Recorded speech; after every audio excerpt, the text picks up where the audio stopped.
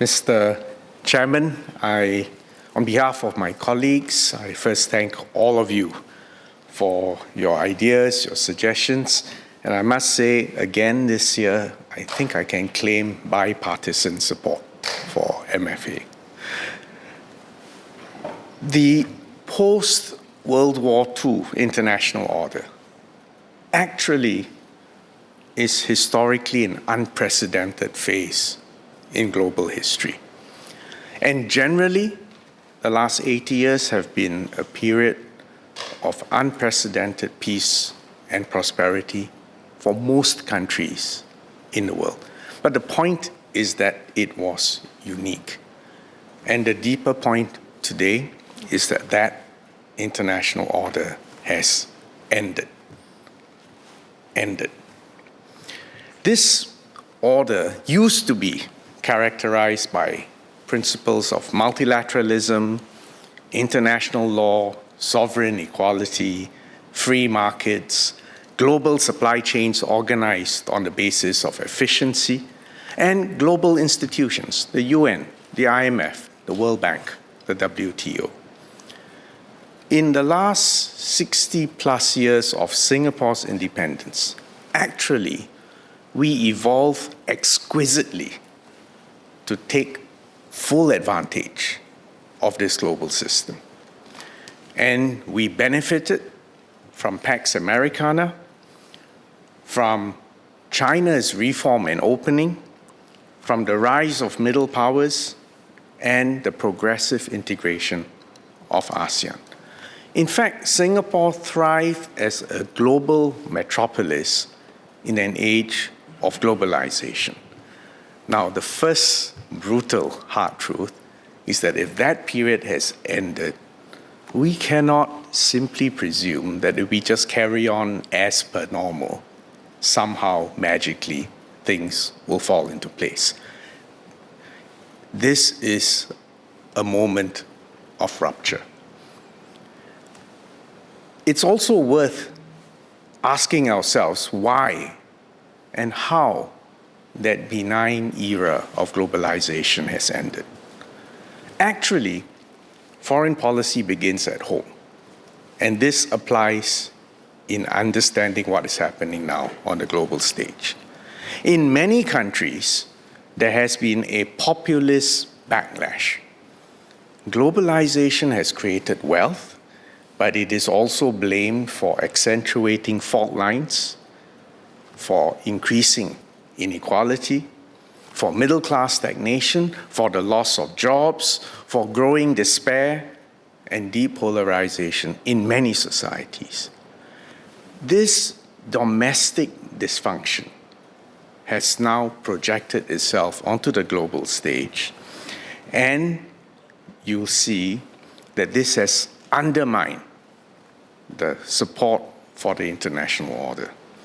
So I completely agree with Mr. Yip Hong Wing, Mr. Vikram Nair, Mr. Liang Eng Hua, and Gerald Giam, that this is not a passing shower. This is not just a small tremor.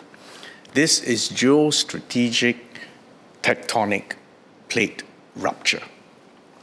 The Greek historian Thucydides wrote, "The strong do what they can, and the weak suffer what they must."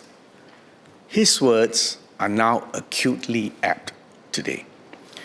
The great powers flex their military and economic power more readily than ever before in pursuit of their interests more narrowly defined. And to be frank, with less pretense of legal or moral justification for their actions. Where there was once economic integration, there is now fragmentation and weaponization of interdependence and dependence. We are now in a world where international relations are no longer driven primarily by rules or by attempts to achieve consensus. Actually, the great powers have always been selective when applying the rule of law to themselves. But now they feel even less need to engage in hypocrisy. It's all about raw power and how that raw power asymmetry can be exploited. And so, this is a far more dangerous world for small countries, because small countries do not have the strategic heft to buffer ourselves from turbulence. For Singapore, a tiny city-state, the shoals are even more treacherous. Let's pause for a moment to consider what our options are. Option number 1, despair, give up, surrender to our fates. I think the answer must be no, because that's not who we are. This is not who we were in 1965, when in fact a newly independent Singapore faced even longer odds with less resources. Second option, choose one dominant power and seek protection under its wing. No. This would undermine our sovereignty, our independence, and in effect make us a vassal state. Singapore should not and does not need to do this. And after all, Singapore has never expected anyone else to come to our defense. We will defend ourselves. The third, and in my view, the only viable option for us, is to continue to determine our long-term national interests and then exercise our agency to chart our own path, choose our own destiny. Yes, we may be small, but we are a sovereign and independent country. We are a trusted global hub and an assiduous bridge builder. We want to make common cause with all states that are willing to engage us. We build regional and global networks that support dialogue, openness, and inclusion. We want to be useful, but not made use of. We are successful because of our domestic unity, our economic relevance and vitality, and our defense capability. So therefore, we may be small, but we have agency, we have resilience, and we have the resources and the will to back this up. Mr. Ip Hong Wing asked how Singapore will defend our principles, not just in words, but also in deed. Singapore's foreign policy has always rested on two pillars. Mr. Rajaratnam described the first pillar as the theology of foreign policy. Theology. That means the world that we hope to have, a world that hopefully was based on principles of fairness, sovereign equality, and international rules. But we have never been naive. There is a deep vein of realism in the way we view the world and the way we operate. And this is what Mr. Rajaratnam termed, quote, the practice of foreign policy. Now, we have always understood that size and power matter in foreign relations. Disagreement, coercion, even conflict are part and parcel of the cut and thrust of international relations. And this is precisely why we have spent between 3 to 6% of our GDP for 6 decades for defense. An effective foreign policy needs both pillars, idealism and realism.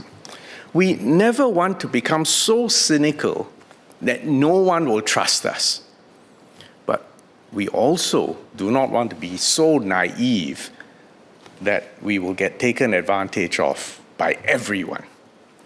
So we need to assess objectively our national interests based on our unique circumstances as a tiny multiracial city-state in the heart of Southeast Asia.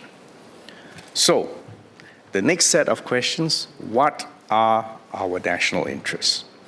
First, to safeguard our sovereignty, our independence, and our national unity.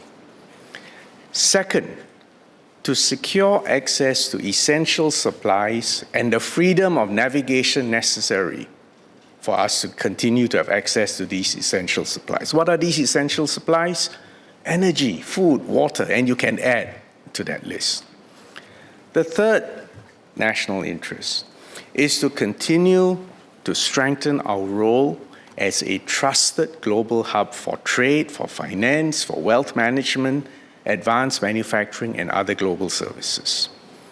And fourth aspect of our national interest is to support a rules-based multilateral approach wherever possible, recognizing that the challenges to the global commons, like climate change, like pandemics, in fact, have to be tackled collectively because they go beyond the ability of any single country, even a superpower, to resolve.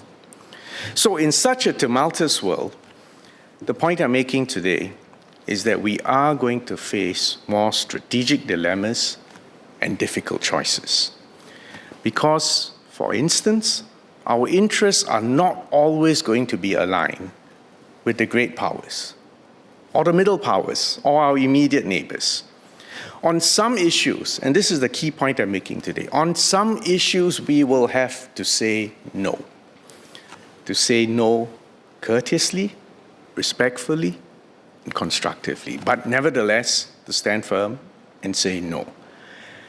And this is not about choosing sides, but about upholding principles and a careful assessment of Singapore's long-term national interests. Now, I've been in this post long enough to tell you that pressure has been and will be brought to bear on us. And there will always be attempts to weaken our will and to divide us domestically. And I would also state that sometimes we will pay a price for staking out our position. But I'm hoping that this House and the citizens beyond will agree that we must retain this ability to say no when we have to, and that if we ever lose that ability to say no, then that is the day that Singapore loses its relevance, indeed our independence. Let's provide some examples, so it's not just words. We have consistently called out violations of international law. We did so when Russia invaded Ukraine.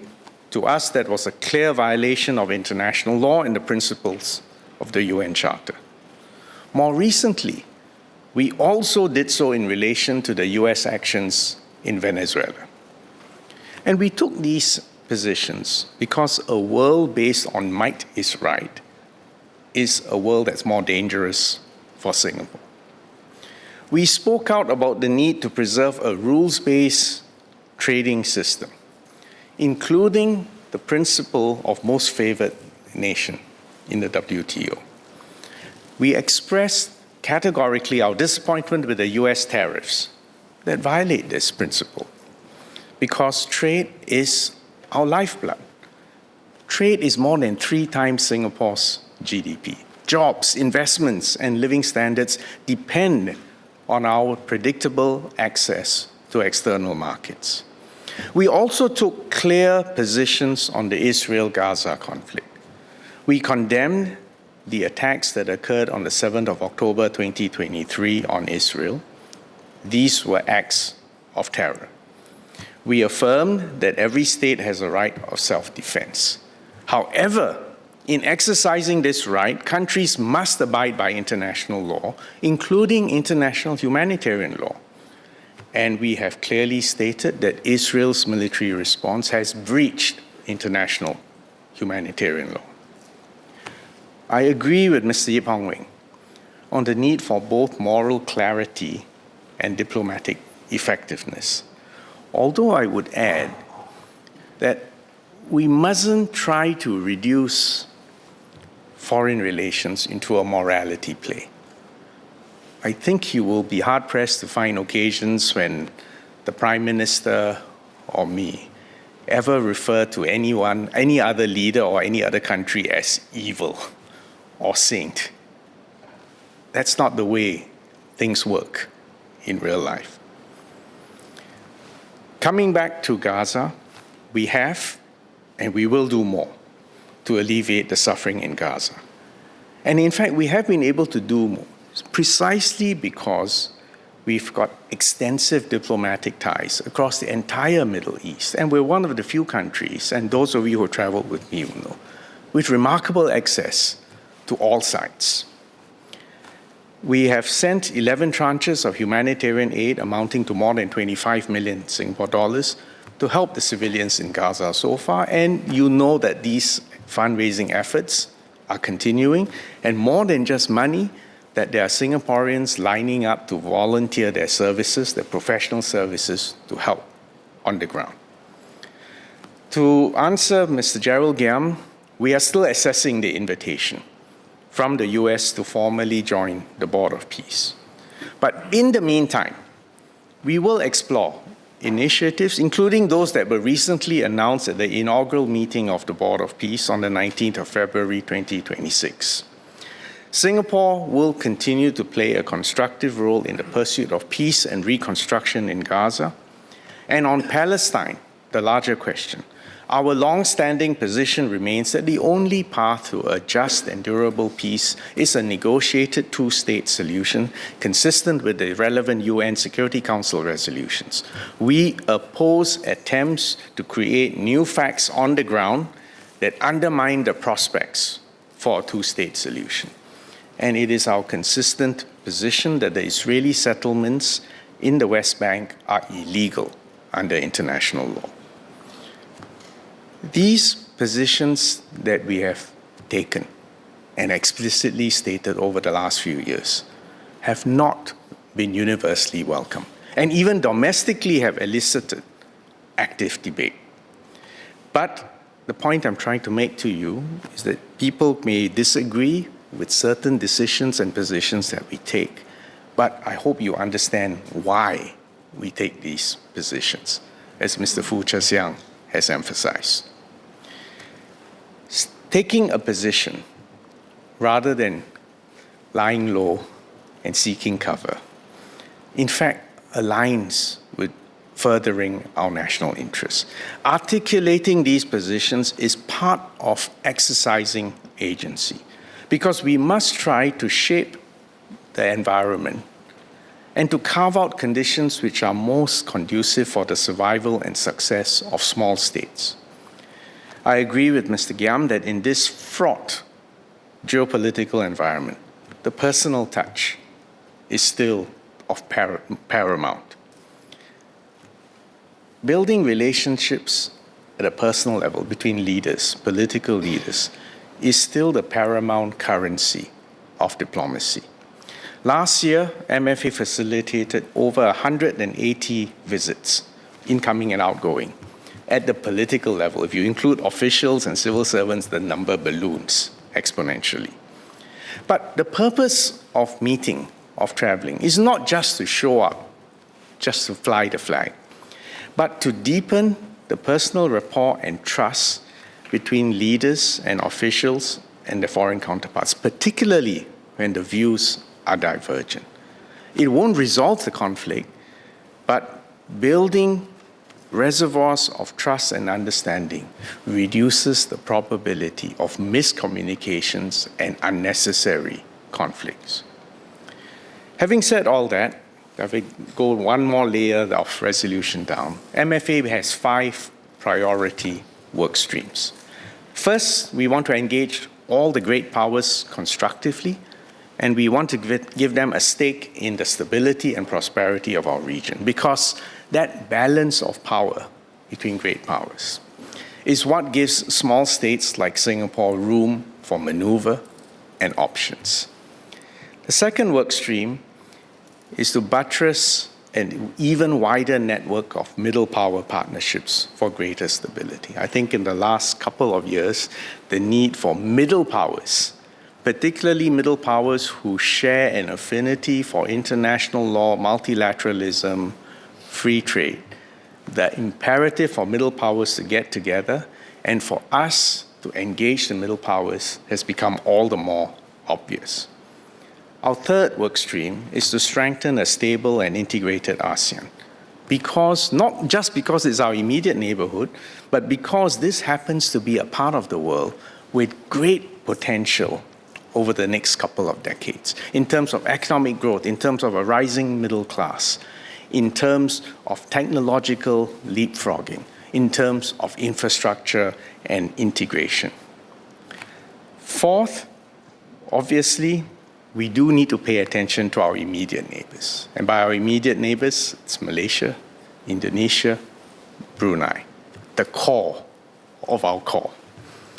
And fifth, to take an overarching view, we need to do where we can to reinforce a rules-based international architecture despite the current headwinds. So again, it's an example of not surrendering to our fates. Let me delve in a little bit more detail about the major powers, starting with the US and China. Mr. Edward Chia, Henry Kwek, Yip Hong Wing, Ms. Sean Huang, Ms. Jessica Tan asked, how do we maintain trust with both the US and China whilst preserving Singapore's strategic options, and even while the two powers, superpowers, are competing against each other in the realms of security, supply chains, technology, and trade? It's a tough question. Well, let me start with the US. We have a substantial, deep, and multifaceted relationship with the US. The US has long been and continues to be the largest foreign investor in Singapore by a long way.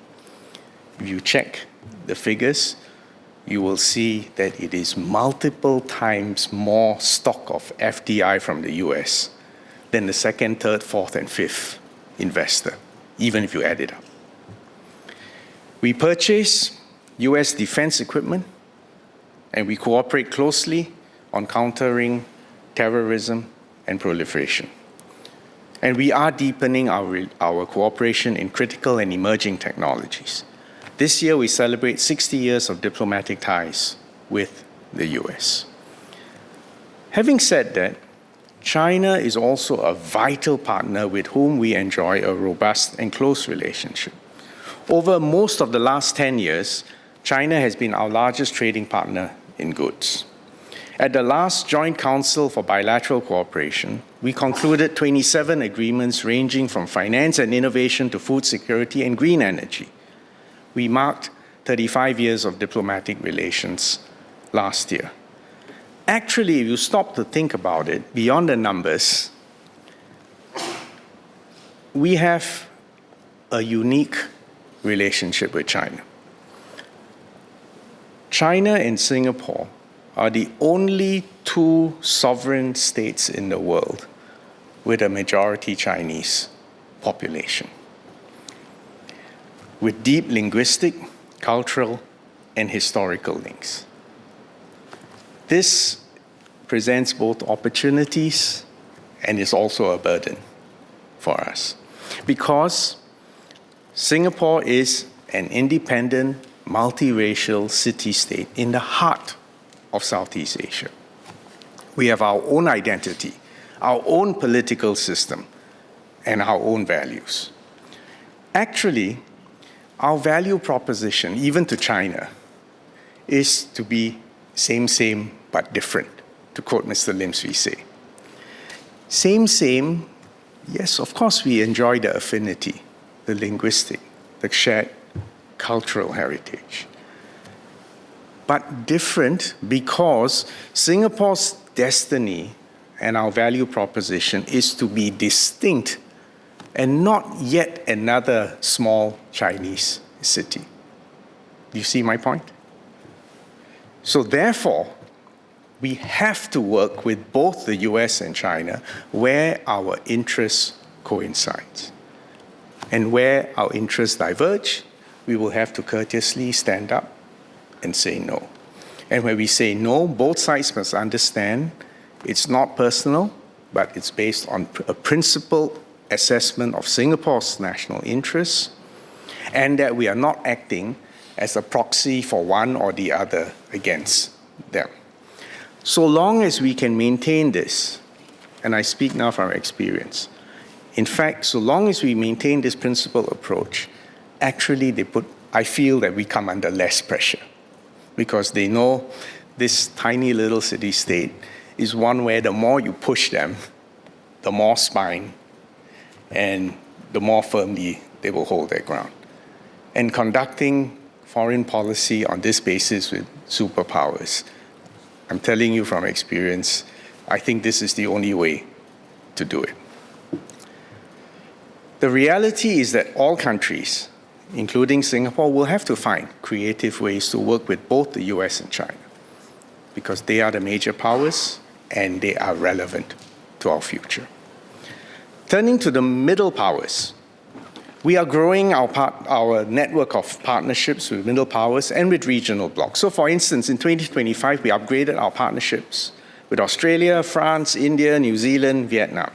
We achieved a new partnership with South Korea.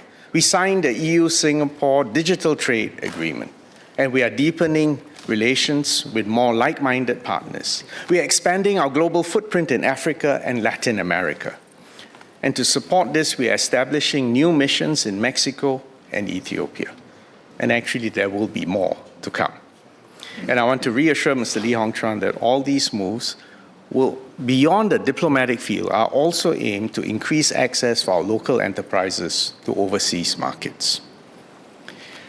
On ASEAN, I agree with Mr. Liang Eng-hwa and Ms. Valerie Lee that ASEAN has to remain the cornerstone of our foreign policy. It is a salient platform from which we engage the wider world. For ASEAN to remain relevant, you have reminded us that we must deepen our regional integration in order to become more cohesive, more united, and credible. An integrated ASEAN builds a stable regional platform for Singapore and gives us a voice, more so than a unilateral voice, and also the convening power of ASEAN. And that's why we're also pushing very hard on key initiatives that bind our ASEAN economies closer together, as emphasized by Mr. Yip Hong Weng and Ms. Rachel Ong. We are making progress on the ASEAN Power Grid. This is about creating a sustainable, interconnected infrastructure that supports the entire region's growth. The ASEAN Digital Economy Framework Agreement was substantially concluded last year. We hope to finalize the agreement this year. I believe it will unlock the immense potential of the digital economy in ASEAN in the years to come. But we must also continue to look outwards. We should give all major powers a stake in the stability and prosperity of our region and to ensure that ASEAN remains a partner of choice. This is the logic behind our open, inclusive, ASEAN-centered regional architecture. The more countries invest in ASEAN's collective progress, the more stable we will be. This balance of power and interest provides small countries like Singapore with more room for maneuver than an alternative scenario where there was only a single power dominating our region. Mr. Gerald Giam and Mr. Patrick Tay, Ms. Rachel Ong asked how we plan to leverage our upcoming ASEAN chairmanship to deepen integration and unity. We will assume the chair of ASEAN in 2027 during ASEAN's 60th anniversary. This is a heavy responsibility, but also an opportunity at a time of tumult.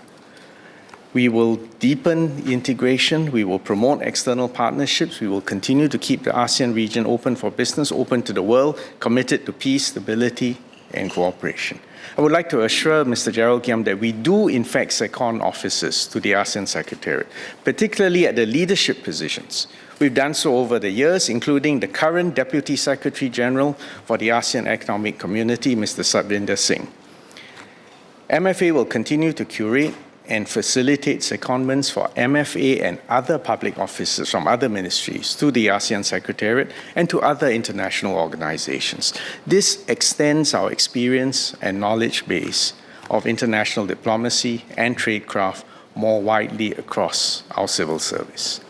Let me turn now to our neighbors, closer to home. Strong relations with Malaysia, with Indonesia, and Brunei is critical. Mr. Patrick Tay asked how we will step up our engagement with them. Mr. Victor Lai asked how we will strengthen economic coordination with our neighbors through city-based and regional partnerships, given the increasing cross-border activities of Singaporean companies and Singaporeans.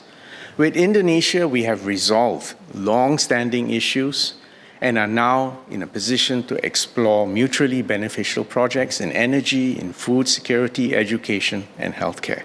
We are discussing cross-border electricity trade, carbon capture and storage, and establishing a sustainable industrial zone across the Batam-Bintan-Karimun corridor. These strategic projects will accelerate decarbonization. It will catalyze green investments in both countries. And we look forward to commemorating 60 years of diplomatic ties in 2027. With Malaysia, our leaders meet regularly, both formally and informally, for candid discussions. This has allowed us to pursue beneficial regional partnerships, including the Johor-Singapore Special Economic Zone, the Johor-Bahru-Singapore Rapid Transit System link. We are deepening economic and people-to-people ties with East Malaysia. In fact, we will be establishing new consulates, one in Sabah and one in Sarawak, shortly. But at the same time, I will also be candid and tell you that we are trying to manage outstanding bilateral issues that are complex, that by definition have been around for a long time, and will take time to resolve. But the fact of the matter is Malaysia, Indonesia, and Brunei will always be close neighbors, permanent neighbors. And we cannot afford to allow spiky issues to undermine our overall positive cooperation. On international organizations, norms, and standards, I agree with Ms. Ip Hong Wing, Mr. Lee Hong Tran, on the need to protect the global commons and to support multilateralism. Despite the challenges, the rules-based multilateral system ultimately provides the architecture of norms, standards, and institutions that protects the global commons and gives all small states a say. So this means, in spite of the headwinds today, we must continue to do our best to build overlapping, flexible circles of plurilateral partnerships with like-minded countries. Wherever we can make common cause, we do so and we proceed. We remain fully committed to the World Trade Organization, but achieving consensus amongst 166 members is very difficult. Our strategy is to push the envelope with like-minded partners where we can, who share our commitment to free trade, and we aim for high ambition agreements that are inclusive and WTO consistent so that others can join when ready. In other words, make common cause, move forward, invite other people to come on board, always stay open and inclusive. The joint statement initiative on e-commerce agreement began with Singapore, Australia, and Japan. It now has 72 co-sponsors. The future of investment and trade partnership brings together 16 small and medium-sized economies on supply chain, resilience, and trade facilitation. Do you see my point? These are examples where you start small, but you can build and expand these platforms. Beyond trade, we have also built constituencies of support amongst fellow small states in the UN. The Forum of Small States, which Singapore co-founded, brings together 108 countries to address issues like sustainable development, climate change, protecting the global commons, and digitalization. Building consensus in a fractured world is difficult, but not impossible. Ambassador Rina Lee presided over the conclusion of the BBNJ agreement in 2023. We will continue to contribute where we can. And our nomination of Ambassador Rina Lee as a candidate for judge in the International Court of Justice reflects our commitment to advancing the international rule of law. Mr. Neo Kok Beng has suggested leveraging technology as a soft power. Completely agree with you. We have, in fact, been stepping up technology cooperation in partnership with other countries. We work together with others, including at the G20 and APEC, to shape the norms and standards, and more importantly, open access to technology that can benefit all countries.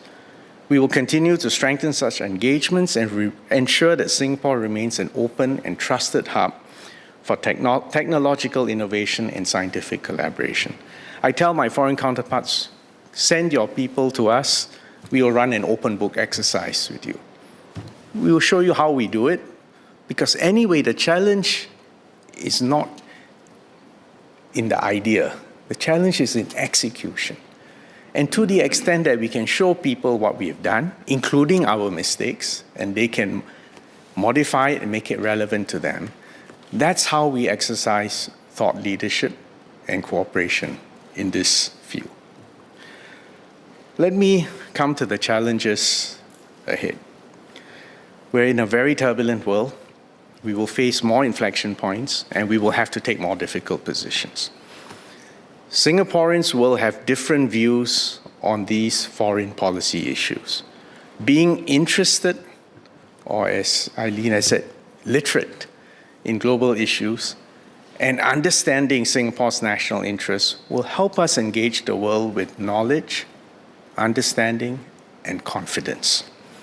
We do not necessarily have to agree on all our foreign policy stances, but we must agree that these are matters to be discussed and decided by Singaporeans alone. And that means keeping a wary eye on foreign interference and influence. With increased global contestation, foreign actors will want us to align with their views. They will try to seed their narratives. And there will be attempts, as have occurred more recent times, to create fake news and to play on potential internal divisions. We have already seen information campaigns targeting Singapore online, including, I must add, during our own general elections last year, where Singaporeans were urged to vote along religious lines. Government statements on regional developments have prompted criticisms from foreign netizens who want us to adopt their interpretations of history. And such attempts will continue. Geopolitical contestation has become a tussle for the hearts and minds in cyberspace as well. We must be aware and we must exercise caution because we have a diverse population. And never presume that we are immune to the polarization and fractures in societies elsewhere. So where does this leave us? The world today, more dangerous, more unpredictable than I've ever seen in my decade plus as foreign minister. The global order that used to underpin our success has ended, and we do not expect a stable new equilibrium to take shape in 2026 or even, frankly, even the next couple of years. And we must expect more issues on which we will have to take a difficult stand. And external and domestic pressures on us will grow. But I also believe we should take heart. The challenges we face today are serious, but they are less severe than what Singapore faced in 1965. Singapore had unexpectedly become independent. We had no hinterland, no resources, no armed forces. Our security was precarious. Our economic viability was in doubt.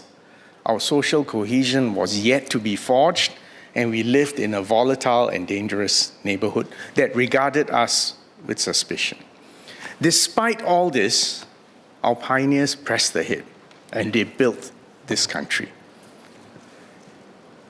This is a narrative that connects Singapore over the decades.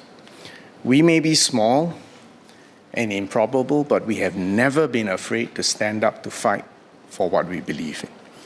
Today, we are in a far better position in terms of tools and resources. We have three prerequisites for success. The first is our domestic unity, although this is work always constantly in progress. As long as we understand that we are all in this together, as long as we can inoculate ourselves from foreign influence, as long as we can disagree maturely and ultimately still forge a domestic consensus, we will continue to thrive, and we cannot be bought or bullied by anyone. The second ingredient is our economic vitality and relevance. Mr. Lee Kuan Yew said, quote, Singapore cannot take its relevance for granted. Small countries perform no vital or irreplaceable function in the international system, unquote. Hence, we must preserve our relevance to the world. In 1965, our per capita GDP was US $500.